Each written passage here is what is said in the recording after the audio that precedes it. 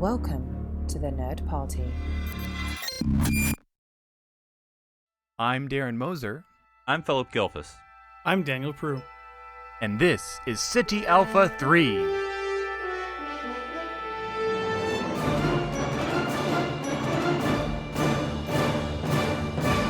Hello, everyone, and welcome to SETI Alpha 3, a Star Trek podcast. I am your host, Daniel Prue, and joining me, as always, are my two buddies. Got Darren and Phillip. Guys, I'd ask you how you're doing, but I already know the answer, because that's how this works now. We just know everything. This changes the whole world. You guys are doing great. Everybody's fantastic. What can we even talk about?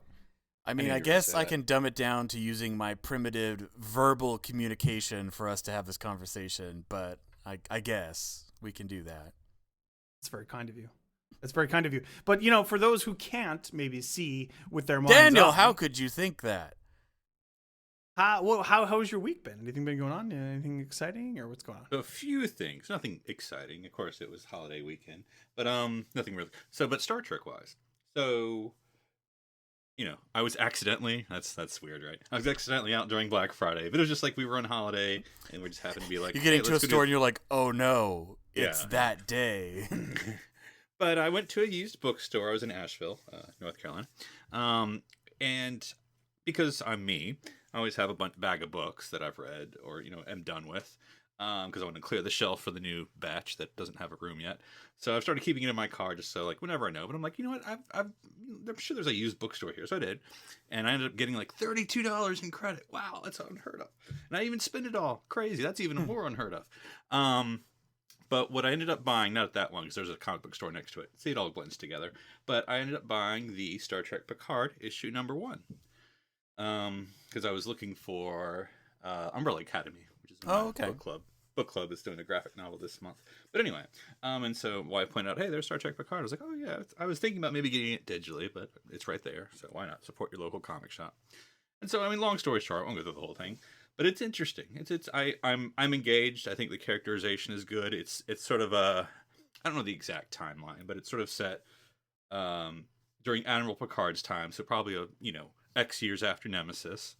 And so like LaForge is a commander and he's in charge of, I think, rebuilding the fleet or something. But anyway. So this is post Enterprise Picard. He's no longer the captain. Exactly. Yeah, he's Admiral Picard. He's on the they've alluded to who the captain of the Enterprise is, but they haven't stated who it is yet. So who do you suspect? Well, it's not Geordi. So so it's either Worf or Data, presumably. Okay. Presumably, right? Right, Tell exactly. us. We don't know. We didn't read. Yeah, and then and it's interesting. Like, so this is canon, right? Because this is sort of a countdown, if you will. It's not. It doesn't say countdown, but It's supposed to be. But it's the journey to, the next thing. Picard. So yeah, and it is all about, unsurprisingly, the preparing for the Romulan supernova, and Admiral Picard's mission is to evacuate the Empire. That's a pretty big mission. Okay. Yeah. So yeah. Okay, so that's interesting. So it is confirming a few different things that we kind of suspected. Mm-hmm. Are there any major revelations, or should we keep that in spoiler territory? I don't know. No, I mean, because this is just the first issue. It basically, the long story short, and I think this is an interesting way to tell the story, because what little we've thought about the supernova and Romulus being destroyed and all that, and whatever everyone has thought about that, like, doesn't that seem? But what the story is, of course, is that the Romulans have been hiding this. That's why this is suddenly just happening, because they're not telling anyone. So they knew their son was going to go Nova, but they don't want to didn't tell anyone anybody. because secrets within secrets within secrets within secrets, and so now, even with the Federation doing this evacuation effort, there's rules that the Empire has for, they're not going to tell them, oh, here's our entire empire and here's who lives everywhere. Right. So it's like, oh, you can go to this world, but don't ask any questions. And, and so sort of there's a insurrection type plot when Picard's evacuating this one world and discovers that there's a native population. Hey, you didn't tell us there was a native population. We were going to move like 1,000 people. Now there's like 5 million people to move. And the Romulans are like, screw them. We don't care about them. Picard's like, well, I do. And was sort of the conflict with the line must be drawn here. As far, no farther. So I have just a few questions. Yeah. Is Spock featured at all? Not yet. I did think about that. Like, I suppose you could never mention Spock, but then why would you not? You don't have to show him, presumably. Well, we know eventually he's going to pilot the jellyfish, which was Right. supposedly to stop. But then, I mean, if I'm remembering my 09 correctly, it happens early. Countdown. Like right. it's not. I didn't read the transition comic to the 09 film, but I thought that it was like, oh, it accidentally, for some reason, it triggered early and then ended up destroying and.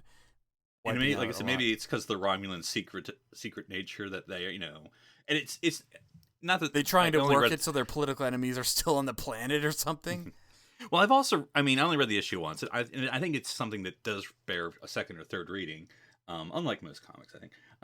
But because not only the Romulans going to keep it secret from everyone else, Romulan society in and of itself is secretive, so they're gonna, keep it hidden from each, and so But it'd just be interesting, and maybe even, I don't know, I guess I'd have to think about it. I was going to say lazy, but I don't know. If this same event was like the biggest failure for both Spock and Picard, I don't know. I don't know how I'd feel about that, but I guess we'd have to see. Yeah, because something has to happen for him to leave Starfleet. Yeah. And it doesn't For necessarily him, have to like, be making a disagreement or something, yeah. And I feel like the trailers, and of course I'm reading into it, which is dangerous. I'm reading into something happened which caused him to second guess himself, and that's why he left. It doesn't have to necessarily be a big thing where, like, a whole planet died. It just could just be like a decision was made, or something, a missed opportunity, and he's just like, I don't know. Maybe I'm not doing any good anymore. So.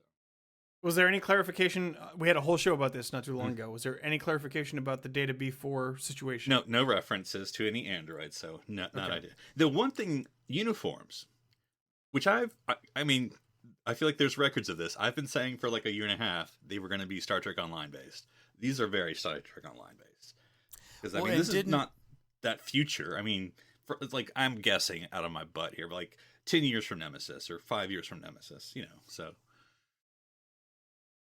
What was it? Yeah, because in the 09 comic series, it did have Data as the captain of the Enterprise, or before Data. Wasn't the one where it was all Data's, or maybe I'm mixing up comics. I don't remember. Oh, that was that series of that anthology Star Trek series that was really good, and they stopped. Where it'd have like 3 different Star Trek stories in the comic, but it would be from different crazy eras. I forget. Yeah, it was a really good series, whatever that was. But I'm pretty sure it was Data as before as Data was captain of the Enterprise. Yeah, I was pretty sure that's what it was too. Yeah, because we saw him on the bridge. Because Picard wouldn't be the captain because he's admiral now. And then just another quickie, not to change subjects. I went to a more local toy store the other day after church. Cool. It's small, but it's cool because it's just all 90s stuff. But I ended up getting a Star Trek figure. What could I possibly not have? Well, I have my engineering set, which if I turned my camera here to my 2 comrades, they would see, which I've had Lonely Geordie. And, like I said, he needs some help. So... Did you buy a Barclay for Geordie? I bought a Barclay for Yeah, I called it. It was a Black Friday sale, even though it was Sunday. And so I got him for like $7 or something, or $6 or something. Probably not as much as it cost when he was made. But anyway, so yeah, I have a Barclay there in engineering helping out Geordie. Nice. Hey, Barclay would be a cool character to follow up with in Picard. That'd be fun. Although we did get a lot of him in Voyager. Yeah, we did. Too much, some would say. No, well, hey, we got a lot of 7 in Voyager. We're still getting some of her in Picard. So. True. And then what about you? Also, sorry, and I also ordered go ahead. one more doll furniture. I'm forgetting what it was. Because I know they're the people I go through. I'm not going to keep mentioning them, even though they're awesome. They have a TOS refit command chair, and I have the Playmates Captain Kirk from the Generations one that I think would be cool for him. But about something other than blanking what it was. Anyway, so I have more doll furniture coming. I'll post it on my Insta, as the kids say, when it comes. And what about you, Darren? Anything exciting going on this week? Yeah, I mean, The Mandalorian's still chugging on, and Star Wars is getting ready for, our big countdown. I tell you what, parade. I want to say one thing about the Mandalorian. No matter how much you would want to avoid one specific spoiler, you cannot. If you exist it is on the internet, everywhere. Oh, I've avoided it. I've no idea what you're it has talking been about. so memeified. Really, I would be shocked. I would be shocked. All I've seen is the meme is I don't even know the characters. The bounty hunter. Does he have a name? He's called the Mandalorian. Oh, that's literally. I thought that was That's literally he's okay. He doesn't have a name. It's very Western. Like the man with no name comes into town. I mean, One one of the also is like episodes, Melochlorian, and it's always one of the episodes is very Magnificent Seven. Like my wife was watching it, she's like, "Dear Lord, it's the." I mean, not in a bad way, but just it's the Magnificent Seven. But the meme is him on the ground, and then I guess a woman bounty hunter on the ground, and then you have Baby Yoda in the middle, just like chilling. That's the quote unquote spoiler I'm talking I don't about. know what's being spoiled. Just the fact that that exists is a thing. That's a thing. That's a spoiler. Okay, this is how we got him. We had him listen to our Star Trek podcast, and we spoiled Star Wars for him. I don't know what's got spoiled. There's a baby. I mean, again, at this point, I think it's already permeated pop culture to the point of ridiculousness. But anyway, sorry, Darren, go ahead. I didn't mean to interrupt. No, just waiting, counting down to Star Wars. I'm going with a large group to the Chinese theater, which is always fun. That has a special spot for Star Wars fans. It's like a week or two now, right? It's the 19th. So wow, yeah, okay. Like 18 days. So it's going to be a lot of fun. But yeah, until the movie, until it all. Rise of the Skywalker, ends. or whatever it's called. The Rise of Skywalker. Until it all ends, until next year. And again, I mean, I know it's not my fandom, so you could just discount my opinion. No, but I don't feel like there's that big of a build-up. Is it just me? Yeah, I mean, there's the normal amount of build-up. It's one of those things where Star Wars is still big, but I feel like they're kind of playing with the rule book of a pre-Marvel world. It's like I mean, if I were to judge now, I mean, Star Wars is the longer aged property, but if you were to ask an average person, are they more excited for the next Marvel movie? Or look at it this way, were people excited to see Endgame, or the culmination of this, or the Rise of Skywalker, the culmination of that? It's not even on the same level. I mean, and it doesn't necessarily have to be. And it did sell really well. It's gearing towards being a huge release, but it's just what it is. And I still think it's a lot of fun, and I'm looking forward to seeing what story they're going to tell us. Yeah, so I think as someone who's a bit more in the middle on this, I think I've experienced Star Wars burnout. Like, I kind of don't care anymore. Other than for Mandalorian. Well, I didn't watch because I feel that I That's agree with the everywhere. burnout feel, but it's also like it didn't have to be that way. Like Yeah. you look at Marvel. I mean, we're getting so many films per And TV year shows now, but there was variety that too, I think and- helped it. So going And I don't- outside of a trilogy. But even Well, with, and I mean, I don't think that Star Wars has had a plan. Like, it feels like it's like everything in the barrel. Like, let's just try. Whereas obviously Marvel is constantly building up towards something, or like introducing something new. It feels like Star Wars has been like literally running and spinning its wheels. Just like that's all it's doing, is like it doesn't even know what it wants to be or where it wants to go. And I think that's, for me as a casual fan, that's where my frustration comes in. It's like I still feel that they could pull it off.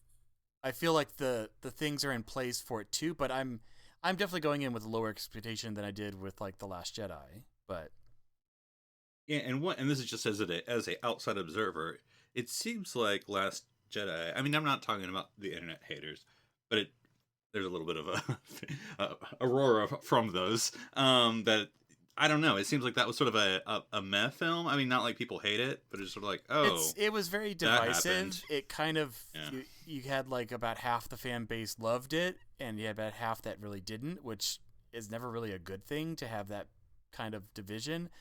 But so going into the next movie, I mean, it it's sort did of well. like, I mean, they're all doing well financially. Like, it's Star made Wars. a ton It's of still money. Star Wars. So yeah, so that's why I'm saying I feel like I definitely am still on board to watch the last one of this saga and see how they tie it together. I'm happy J.J. Abrams is back. I think he's, a man with a plan, and we'll see what he does. But at the end of the day, doesn't mean I can't go back and watch another film that I love. I'm planning on watching all of them leading up to it, one a day for the 10 days or so leading up to it, including Solo and Rogue One, just to kind of refresh it. So I purposely not been watching it. What order do you do it in? I'm going to do saga era. So episode 1, 2, 3, Solo, Rogue One, 4, 5, 6, 7, 8, 9. So basically number order, but adding in Solo and Rogue One where they should. So go. chronological. Yeah, chronological. Yeah. In As opposed universe. to- Chronological. Yes. Yeah. Yeah. So I still haven't seen Solo.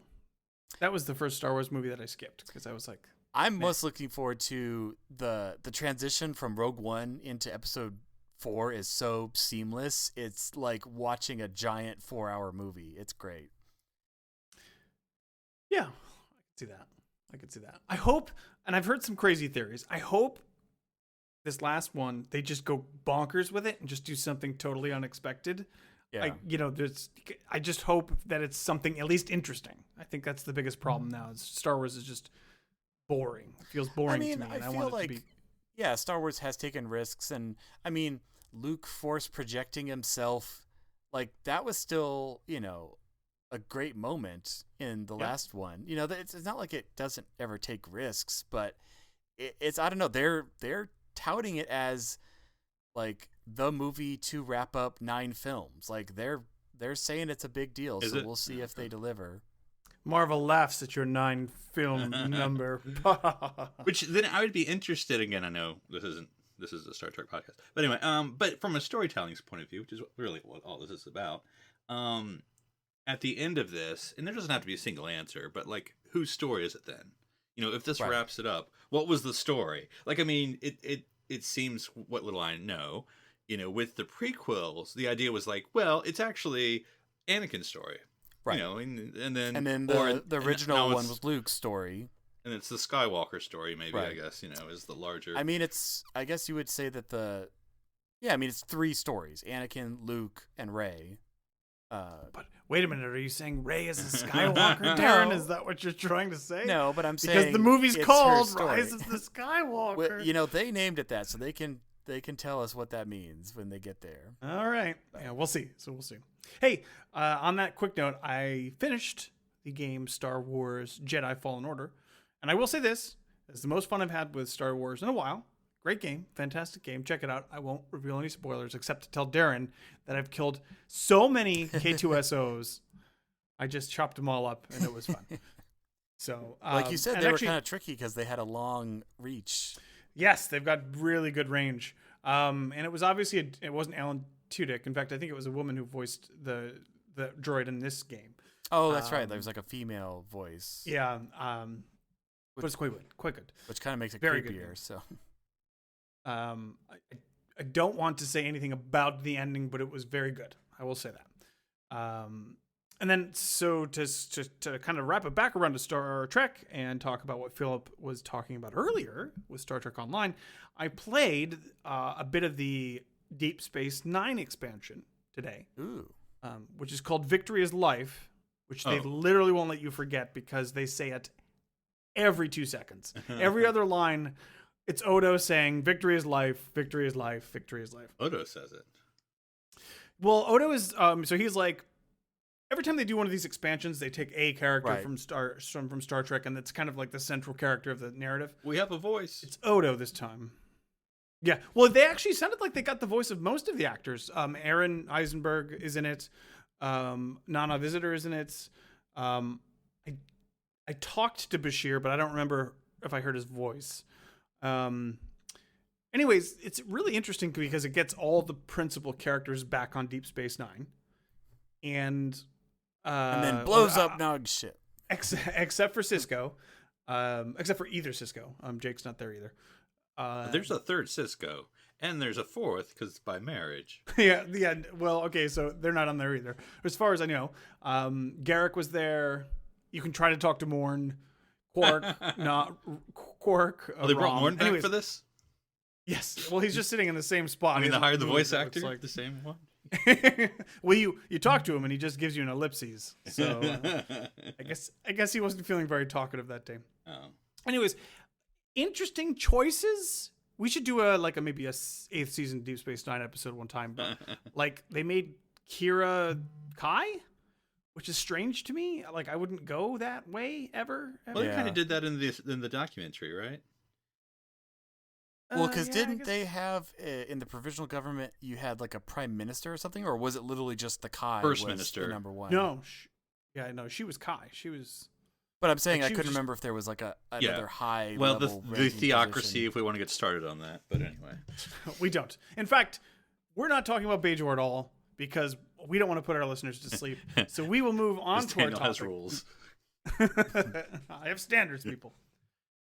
So I actually did want to talk about a specific Star Trek species and planet. Plan One B. that has not. One you could call it that. One that hasn't had a lot of focus or a lot of tension, but that seems pretty important in terms of Star Trek canon. I want to talk about the planet of Betazed and the Betazordians. the Betazed. Yeah. Well, wait. I don't know. Daniel may be exploring more to the species. It's like there's the Bajorans, and then there's the. Yeah. So I want to talk about this in a lot of different ways, but it's going to be loosely formed here. So I want to just get a brief sort of. What are your opinions of the Betazeds? What do you think of when you think of them? Is it like just Troy? That's where your mind goes. Are you interested in them at all? Do you care? Like, what do you guys think about this species? Well, I think as we are diving into their society, it always felt like, we get little glimpses of it, and it sounded like a very peaceful place, but it just felt very unrelatable because it's like we obviously don't have telekinetic powers, but now I want to see, dude, I want to see a Federation ship that's just completely crewed by Betazoids, and they literally don't use there's no communication officer. Stop saying it. Wait, so it's Betazeds? Yes. Okay, sorry. She's Betazed. Yeah. Well, She's not Betazoid. Memory Alpha says Betazoid, so. But all that to say, I think it'd be cool if we had a whole ship crewed by those people, and that way, and they're just like reading each other's thoughts as they, are flying over the controls. I think that'd be a really interesting shot. I imagine that the dress code for that ship would be pretty relaxed. They keep the temperature very high. It's hot in there. But it's one of those things. Once you said we were going to talk about this, I think we don't know as much as we think we do about the planet or the society. I mean, I don't think we don't we get do much.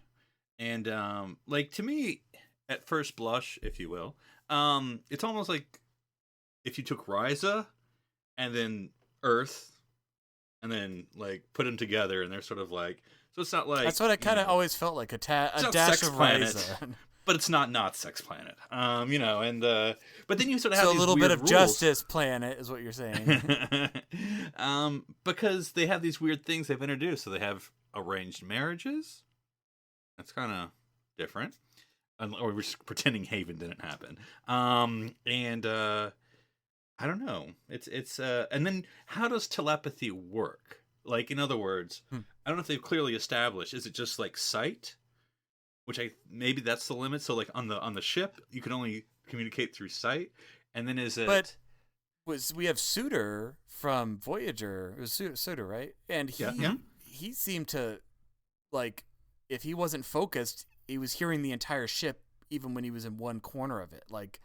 It definitely didn't ever feel like a line of sight. It felt like a proximity, yes, but proximity regardless of bulkheads. I can't, because I'm sort of getting too much Babylon 5 telepaths, and I'm trying to remember what Betazeds are like, and I just don't know we've ever gotten that much.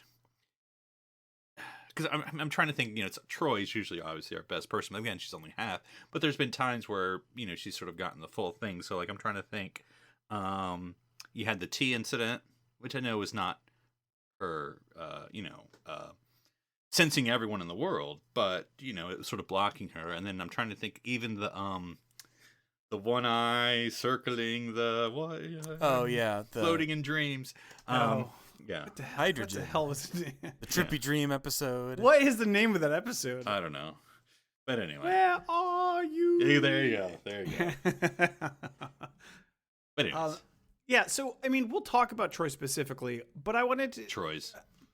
Oh, the Troy. Yeah, for sure. Definitely. Including Mr.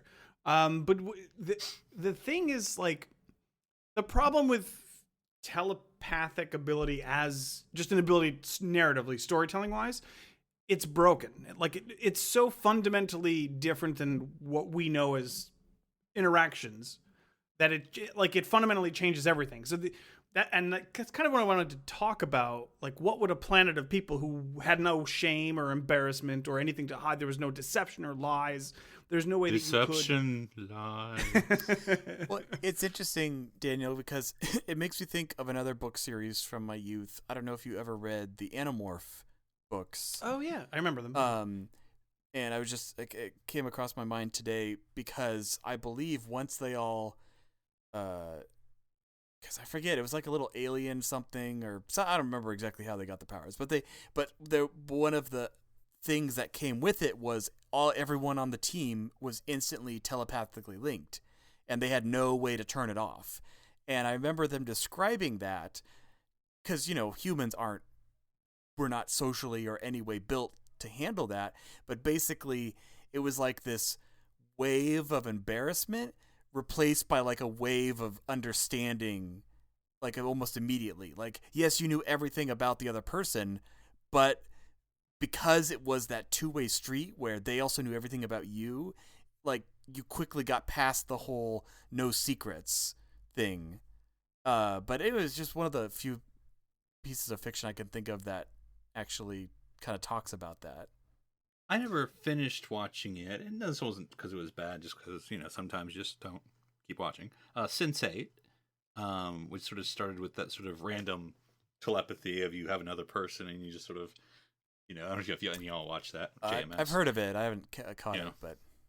And so like you'd have scenes where like somebody in India was doing something and suddenly they were in a pub in Germany, because they were fixed to this one person, and and vice versa and all these things. So, but I don't think Star Trek has ever really embraced a telepathic storyline. I'm saying this and I'm probably wrong as I say it. I mean, an episode or two, but not really. Well, I was gonna say Attached is that kind of a thing, but it's very light, and obviously it's mostly for fun. Like contrasting to Babylon 5, which Dana, I know you haven't seen. But anyway, very heavy on telepath and what that means and what they're like, and cross-species telepaths and for good, for ill, for all that, blah, blah, blah. So you get a little more taste of what it's like to be a telepath in that world, universe. But yeah, what would Betazed, like what that society would be like, what do they do? I mean, I'm sure like normal stuff, but like, I mean, we get ambassador, but I mean, like, what do you do on Betazed? They can all be philosophers and poets and it's yeah. Well, if someone's writing a book, do they just walk around and people are like, "Oh, good book"? Like it just kind of filters in, like a Kindle whisper sync. Everyone's like, a critic. Is that what's going on in their heads? The thing is, like, again, it's just such a like groundbreaking, like fundamental shift from what we understand about how communication works, about interpersonal relationships. Like, it makes sense to me that they would all be open lovers and everybody would be naked and there would be no shame or anything like that sort of thing. Symbolic. The arranged marriages thing seems a crazy departure from that. The thing is, like, some of it works, and I think a lot of the Loaxana stuff, like poking fun at Picard because she knows he can't call her out, and she can read his mind, but he can't read hers. Yeah. That sort of stuff works really well, but some of it feels like it's not been well thought out or well out planned. Like having having Loaxana or Suitor on your ship breaks a lot of the tension. Like we get Troy, and she says, I sense he's being deceptive or something is strange. But if she could just say, oh, he's got a phaser behind his back or whatever, all the tension is now gone from the situation. It's so easy to just resolve that. So, even the X-Men dealt with this problem by giving Magnito a stupid helmet to wear, because you can't constantly have your adversaries knowing it's the trump card. It's like, oh, I have, we have jet fighters and you have like sailing ships. Like, who's gonna win? You can't. But guys, let me spin. And even TNG season 8, the Dark Troy saga. Come on, that would have been. Well, it's Riker interesting. as Cyclops. I'm trying to think of other species that have telekinetic kind of ability, because it we almost know, makes you think you would start to have like an arms race or something. Well, we know way more about Vulcan telepathy than we know about Betazed telepathy. That's true, and they're more touch telepaths, right? I mean, ish. Well, I don't know. I mean, it's somewhat inconsistent, but Discovery has, yeah. no. I mean, we can astral projection.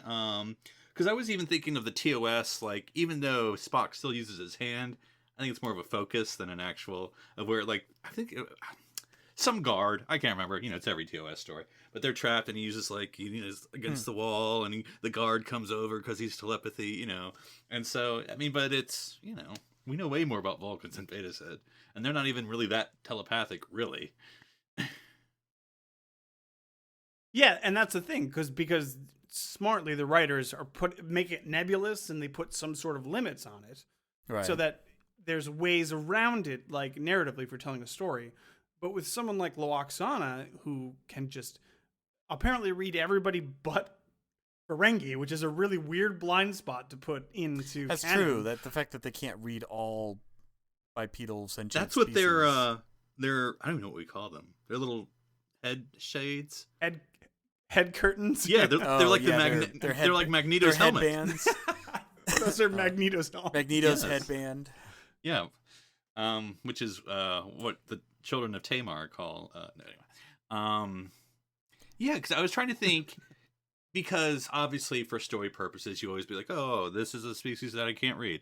But I was just thinking, because we know, right, from DS9, The Fall of Betazed, right? I mean, I know it's a novel, right? But it's in the TV show. Right? I mean, they mention it, right? I think. But anyway, like, is there any, like, does the Dominion have any? I remember weakness that kind of hitting us, but I remember that it felt more like they put that in, not to really explain Betazeds, but more like that's like a step from Earth. Like that's a very Earth-like planet. Yeah, I've heard of that one. Yeah, and because I mean, like, have it. Can you read the Jem'Hadar? I think that's an open question. I could, like, if they say you can't, I could accept that. You could. I think you'd have to be able to read the Vorta. Changeling, there's certainly probably the Vorta. You Changeling, I would also say you can't read probably. But like, so they would be somewhat defenseless as far as using their telepath. But I think the Vorta you'd be able to read, unless they just cloned a new batch that can't be read or something. So if we try to go for consistency, I would say yes, the Vorta, and I would even say yes, the Jem'Hadar. The difference with the Jem'Hadar is that victory. Just yeah, exactly. Pretty much.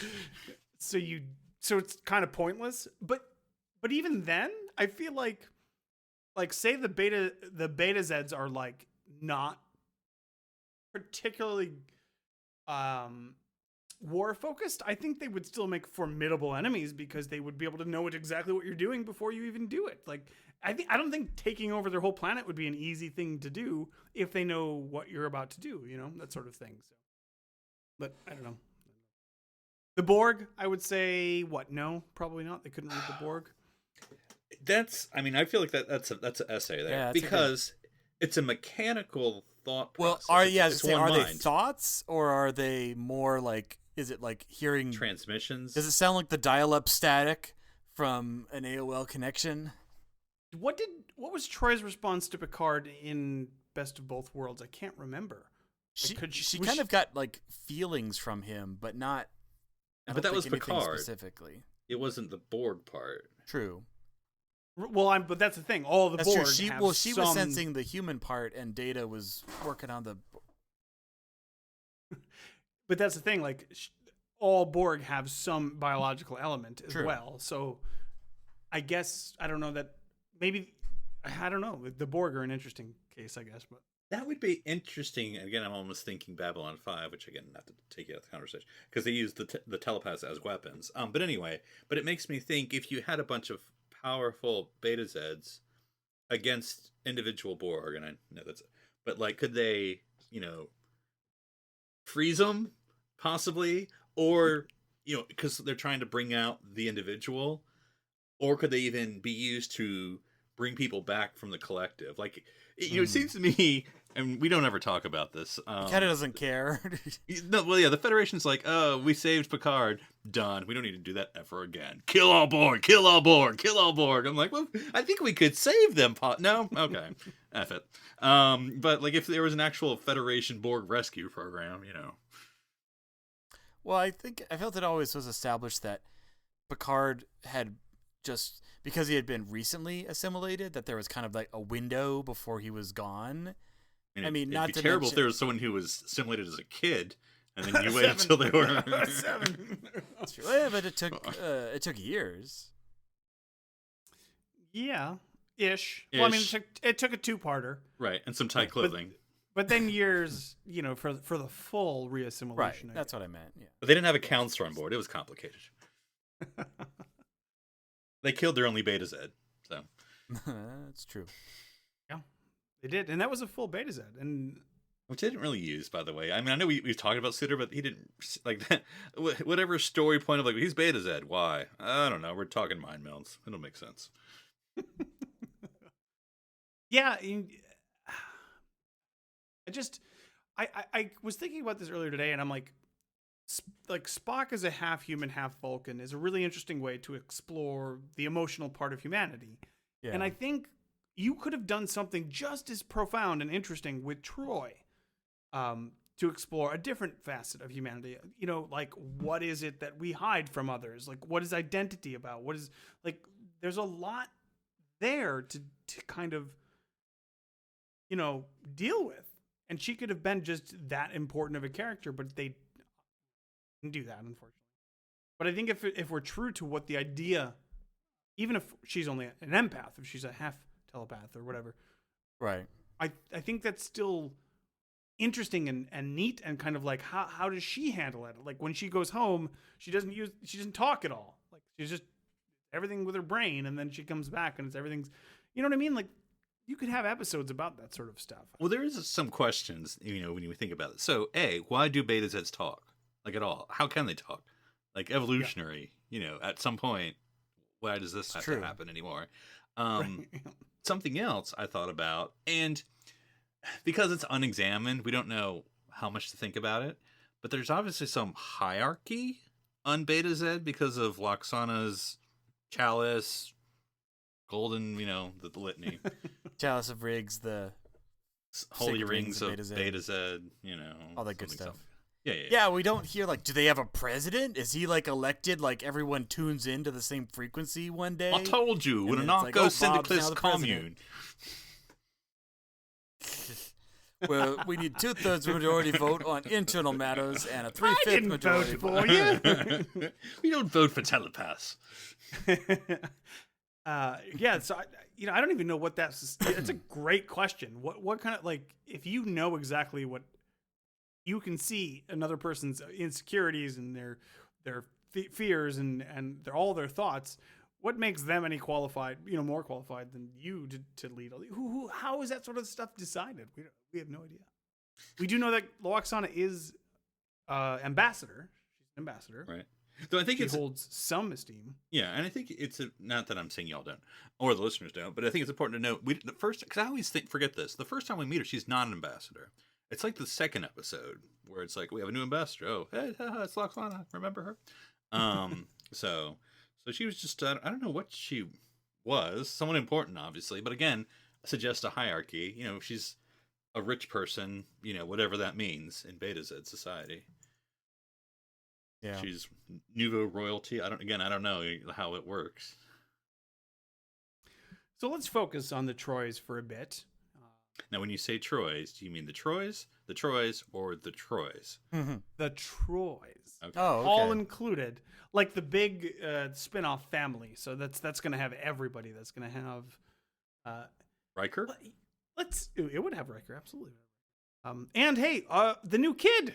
There's a kid now. Oh, yeah, I know. Which would be a quarter Betazed, which would make them not an empath, but somebody who can sense. What are they going to even sense? They're a mood ring. They can sense. Do they turn colors? They're just like, you are It's angry. blueberry. Oh, no. Mom's on the rampage. It's a horoscope. You are feeling not yourself today. Beware It's people totally- named Shannon. That's all I got for you. That's funny. That's actually a really interesting question. What if any, like, ability did? Well, I was just thinking, and sorry, I'm not trying to derail, but with Riker, because I'm thinking Encounter at Farpoint, he hears, hand quotes, he hears Deanna. And I was trying to think, is there another example of somebody getting a telepathic transmission from a Betazed? Yeah, Picard gets it from Loxana, right? I'm pretty sure. Does she? I mean, I'm not saying no. I just Can't does remember. God, now you're gonna make me question. he? Because she myself, usually but says it out loud, doesn't she? Because then my subsequent follow up, if this is so, and I could be wrong, Deanna presumably trained Will. Well, but then again, so how can you be? And again, she's not even a full telepath, right? Though, was he? I'm mixing up the motion picture. Was he stationed on Betazed, or does it just not? They were just together somewhere. We don't know where. I think in the he book was. series, he was. Yeah, in Zodi, I think he was. but I don't know if it's an unscreened canon. But I just watched the one canon scene from Betazed. Can you guys name that episode? Menage a Troy. That's right, Menage a Troy, which I should go watch because it's a great episode. It's so silly. He did mention that he had been there before. Actually, there's a second one. Isn't Dark Page? Yeah, That Dark takes place Page. all on the Enterprise. Doesn't that take place entirely on With the Enterprise? flashbacks to the river. That's true. It's flashbacks, but I don't think they go there. Okay. I thought it was all in the holodeck. No, No, I don't. it's in that's Troy's what I'm saying. dreams. We're agreeing that they don't. We're saying he's saying you see flashbacks of Betazed, but not they don't actually go okay. there. Okay, gotcha. Yeah, so Sorry. yes. Anyway, sorry. So Menage yeah, a Troy. he mentioned that he had been there before. I can't specifically remember the line if he had said like when I was a young lieutenant, but yeah, so he had been there with those singing flowers and stuff. I was really about to need say get that. I was like, am I Yeah. misremembering that? We need to stop doing the singing flowers thing. I feel like it's been overdone, but It's an alien world, Daniel. How is he going to know? It's like evil people have goatees. I mean, it's the basics. So what do we? I don't know. It feels like a problem for Star Trek to me. Like, oh, by the way, I did want to mention this because we kind of brushed onto this earlier. There's a reference to Betazed in Discovery, Okay. and Harry Mudd claimed to have robbed a bank on Betazed Oh, that's using a right. time crystal. Uh-huh. My question is, do you think that Harry Mudd has, even with a time crystal, do you think it's possible to rob a bank? And secondly, isn't that the coolest idea ever? Like I would love like a con man to constantly try and fail because everybody can just read his mind. How does he get around that? That's like an interesting kind of, I think, like a story idea. Well, is he wearing the Andorian Magnito helmet? Maybe, I don't know. Also, that they have a bank. I mean, I'm not trying to, but so that's a thing. Yeah, I They wouldn't also think there would don't be wear banks either. clothes when they get married, so I mean we have yet to talk about that. But Yeah, would you wear clothes at all if not for the warmth and for the shame? Or the fashion. I feel like that the fashion. Yeah, think I the do fashion- feel like fashion should be a part. Look, I mean, Maybe like hats, a bow tie. Come on now. yeah, a bow tie, maybe like a scarf, or I don't know. It's interesting. If we didn't have the survival need and there was no social need, which they have no social need, I guess is what I'm saying is you're removing the social need for clothes. Would you wear them?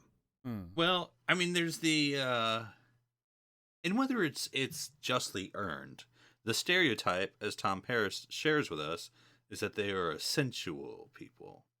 You know, which I mean, just having naked weddings, I don't think necessarily makes you a sensual people. Maybe because they are so in tune with each other.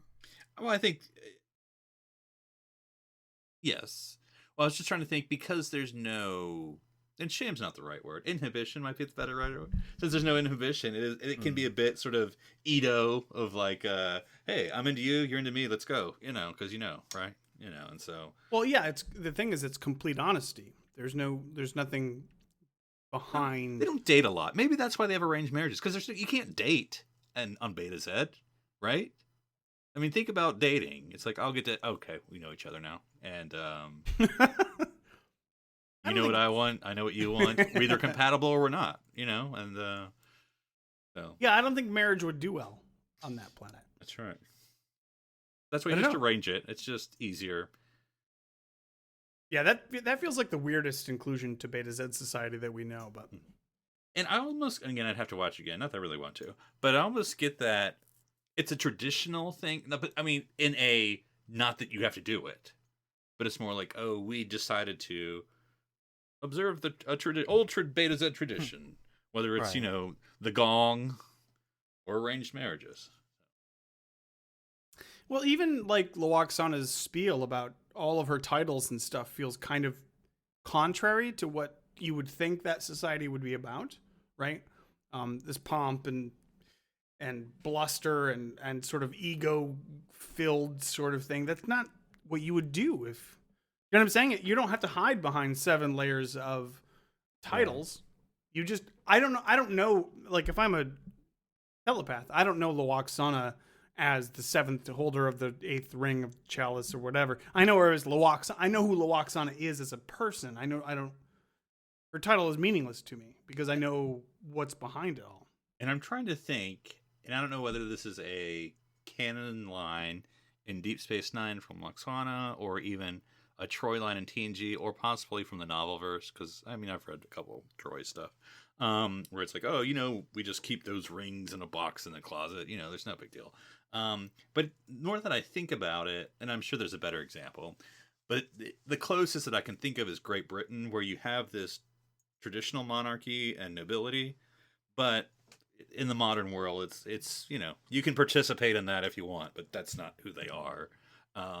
So it's like Loaxana is sort of like a peer, she's part of the House of Lords, but regular Betazed society doesn't necessarily have to be into all that. Interesting.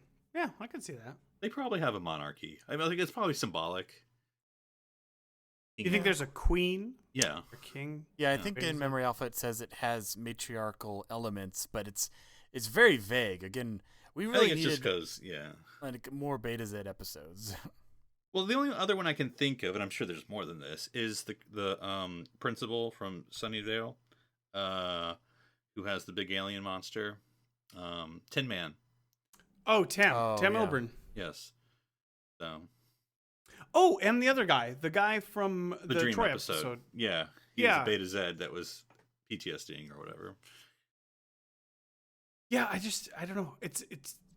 It feels like it's fun to give different species different abilities because then, you can use them in interesting ways. It's fun that Oda's a changeling because you can make him into a potted plant, which could be either used for fun or for suspense or for whatever. It's like the X-Men. It's cool to see somebody with a new power. The problem is that it can be dangerous and it can break the narrative sometimes. So like, I guess my question to you is, I feel like Betazed is already a pretty important part of canon. Do you want to see a new one on Picard's ship? And how would you deal with the potential issues of, hey, we're encountering this guy who's very deceptive and it's Shinzon. Oh, wait, Shinzon's a terrible person. He wants to kill everybody on Earth. Now we know what he's trying to do. Send in the cavalry kind of thing. How do you stop your stories from breaking down at that point? So what do you guys think? I think you make the Betazed a non-bridge officer. And I only say that half jokingly. So, like, if there's a Betazed chief engineer, they're not getting the view screen bad guy time. But you still get to explore a character and their culture. Okay. I mean, do they go on an away team? Maybe they'll but then again, I think, and this is a terrible example, but I'm going to use it anyway. It's kind of like I forgot our species. Deltas? That's not. Deltans. Lieutenant.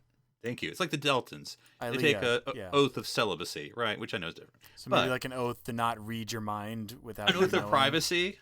Hey, that's actually kind of a cool idea. What do the Betazoids think? What are their attitudes towards people who are non-telepathic? Maybe they have a telepathy prime directive where they can't, you're not allowed to read people's Is it more minds. of a prime guideline, though?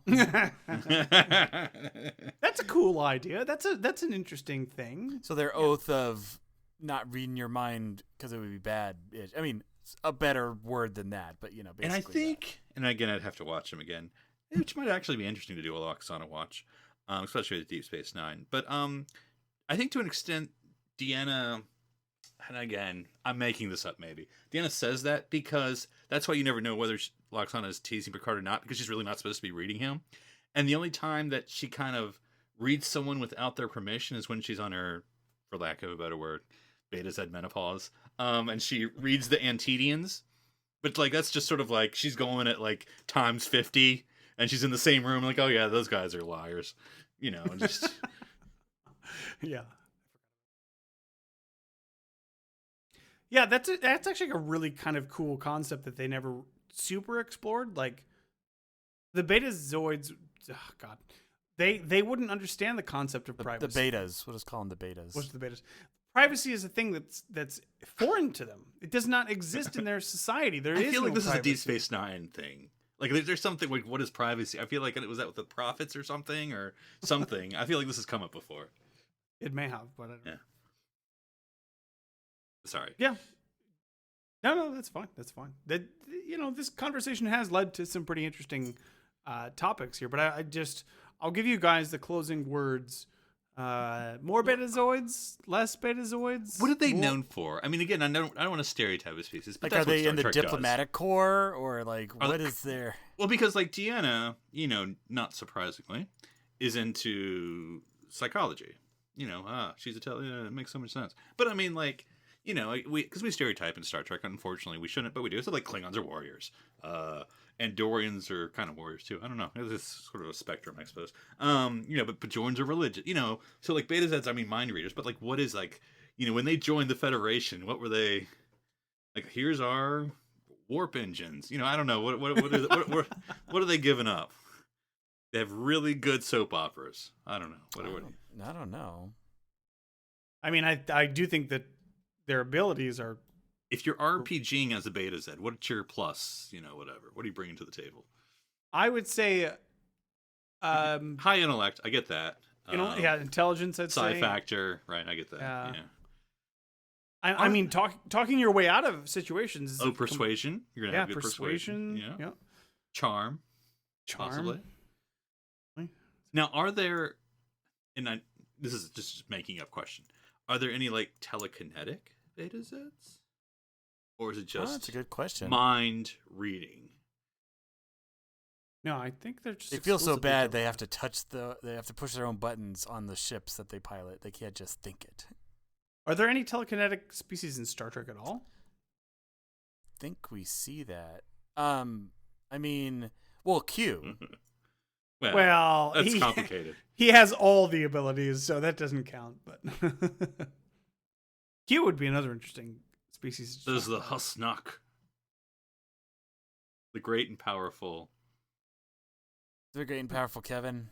Great and powerful. Oh yeah, he's also Q-like, so but he wasn't. Count. The Husnuk were the bad guys. All right, so let's close this thing up. Phillip, was there any Betazeds in the first Picard comic episode there? No, but I mean, I'm on board if there's in the Motley Bridge crew or the ship crew that we see in the trailers, the young people, if you will, all younger than me probably. It'd be cool if one of them was a Betazed. It's kind of hard to tell, I imagine, especially in a comic, because the only physical difference is the very, very just big black irises, right? That's the only way to tell. I think that means they're So, poisonous. who knows? Maybe one of them was. Nice. All right. Okay. All right. So let's wrap this thing up, guys. It was fun talking about Betazed culture and Betazed people. Something I don't think that Star Trek has spent enough time on, and I hope they will, in the future. Well, one way or another, through books or television or Animated series or the 50 other TV series coming up. Hey, yeah, they certainly. There's no shortage of time coming up in Star Trek, so I guess we'll see. I'm sure we'll see more than one reference to them. So they feel like, to me, Wave 1 of the Federation is, of course, the Tellarites and the Vulcans and the humans and the Andorians, but I feel like they feel like part of Wave 2. They're your expansion pack. I mean, you got to pay extra, but yeah, exactly. Like maybe they were part of the Space Louisiana Purchase. I don't know. But they are downloadable your content. Your planet is being annexed by the United Federation of Planets. Welcome. And it just happened that their ambassador they sent to take over was like really smooth, and they're like reading his mind, like, oh, okay, yeah, I can see the reasons, yeah. Who knows? Maybe. So yeah, I guess, Darren, how would people find you if they wanted to talk to you? I mean, I guess they could just reach out with their mind's eye, like the Jedi do. But if they wanted to find you on the internet, are not Jedi. That's not a thing. Yeah. So how would they get a hold of you on the internet? They can find me on Twitter, Twitch, or Instagram under username Dr. Sci-Fi, DRSCIFI. And Phillip, you're way down south down there. So I don't know if telepathy reaches that far for most of our listeners. How would they get a hold of you as well? Well, with my Blue Yeti microphone, it's like basically having a Magnito helmet. So, but they can reach me with the, primitive typing in Twitter at NC Public Servant.